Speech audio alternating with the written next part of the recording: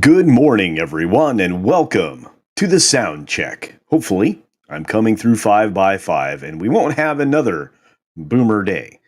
But real quickly, just wanted to say hi to those of you that were early. I do appreciate that. Snortopupus Cuber, Storyman Jack, Lord Thoth, of course, one of the mod rodics and a very important part of the YouTube machine.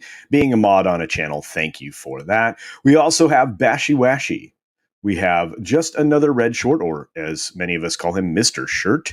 He, of course, is another moderator and very important to people like me. So thank you both for what you do.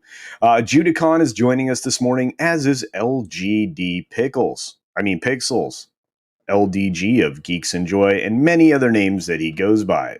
I just call him Pickles. And then, of course, we have Guy Endor and Low Spec Linux Laptop. We are about 1 minute away. There are 10 things to talk about. One of them is a little bit of promotion, but that's okay. Of course, Ironcaster has joined us, as did Six. So it's good to see you guys. Naughty Monkey of Wrath, what's going on? Haven't seen you in a bit. Hope everything's going well. All right, guys. See you in 30.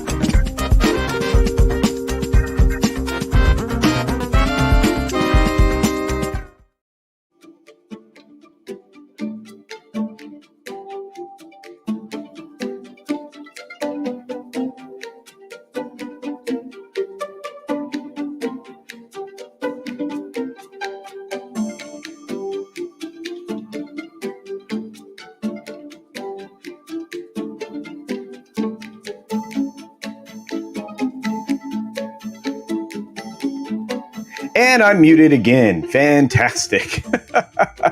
One more time, guys. Here we go.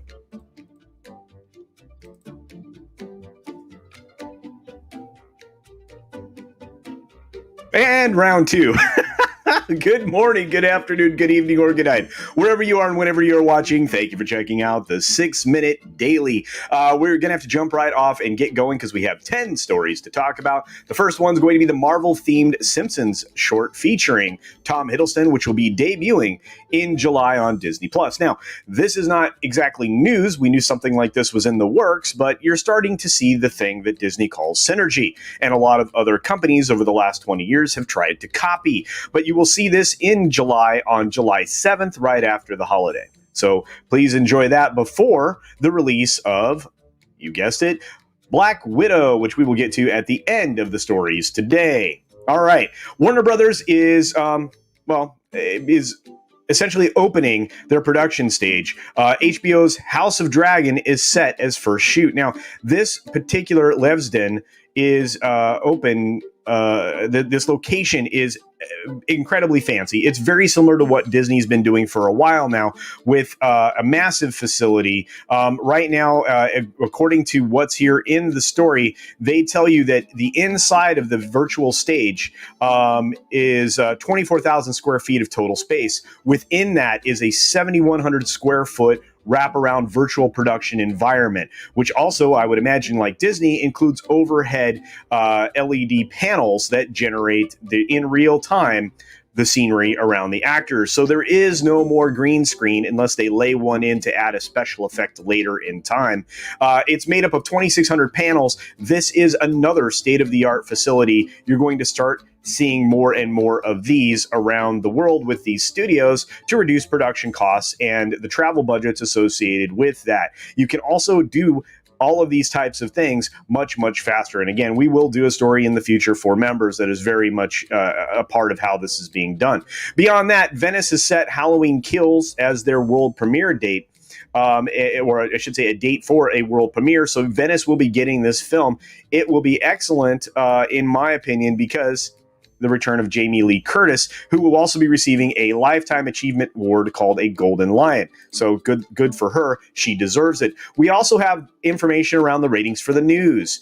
Fox News is topping June and the Q2 viewership, but plunge in ratings continues across all of the major cable news networks. And of course it has. There's a lot of things people have lost faith in. And of course with the new administration, there's less things of interest for people to complain about. So numbers are dropping across the board for all these news networks. And of course, Fox still leads the way amongst these. In fact, Fox actually has 4 of the top 5 news shows in the evening during prime time. And it's likely that Rachel Maddow will be kicked out of 4th place when the Gutfield program goes live here shortly. But anyway, that's a little inside baseball on the news. But expect those numbers to drop precipitously as they do every summer, but even more so because of lack of interest. Maybe. All right. Moving on from there, of course, we also have Universal owning the top 3 spots on July 4th weekend, or excuse me, the July 4th holiday. The box office control by them is a rare feat, according to this article, or at least this headline. And you will see the 3 films that they control that will essentially be 1, 2, and 3 in pole positions as far as interest and earnings. And I think that'll be that way until the opening premiere, a public premiere of Black Widow, which you should be able to start seeing, shortly afterwards. Again, kind of interesting, but Disney left this situation open. They had the opportunity to go first and didn't take it. So we move on from there. Army of the Dead Samantha win is to star in a cyberpunk indie project. It looks like it's going to be pretty cool. It's written and directed by Michael Ryan, who is obviously combining the elements of the sci-fi, action, and thriller genres in order to create this. I think this will be pretty cool. Apparently, she's going to be a principal mercenary to some extent. I believe that's going to be her role. So I'm pretty cool, or pretty interested in this. It is called The Dresden Sun. So be on the lookout for this property. Hopefully it is excellent. I think it will be. Danya Grant, who's a world-renowned stunt woman, is actually set to have emergency brain surgery. She was able to get the funds together because of great stars like Lucy Lawless when she was injured on the Lord of the Rings set very recently. They identified an aneurysm that needed to be repaired immediately, which... there you go. Serena Williams had to retire from Wimbledon because of an injury. That's a real shame because she's pretty awesome and should have won this tournament most likely. And finally, Black Widow reviews have been nothing but positive in the trades for the most part. But anybody who's based, obviously, is telling you that this film is lacking in a lot of ways. And of course, in just a few moments, you can check out Midnight's Edge in the Morning. Obviously, the question being, can Spider-Man save the MCU after the failures or the financial shortcomings of films like Black Widow, Shang-Chi, and of course the Eternals, which we all expect to be earning very little money. Anyway, thank you so much for joining us today. Be sure to check out all of the amazing programs available here on YouTube by all your favorite creators. Be sure to take care of yourself, take care of others, wash your hands, of course, because it's good hygiene. And until next time, bye. Thanks for visiting today. Be sure you're subscribed and hit that for alerts. Yay! Of course, like and share all of the videos that you can, as it helps with the algorithm.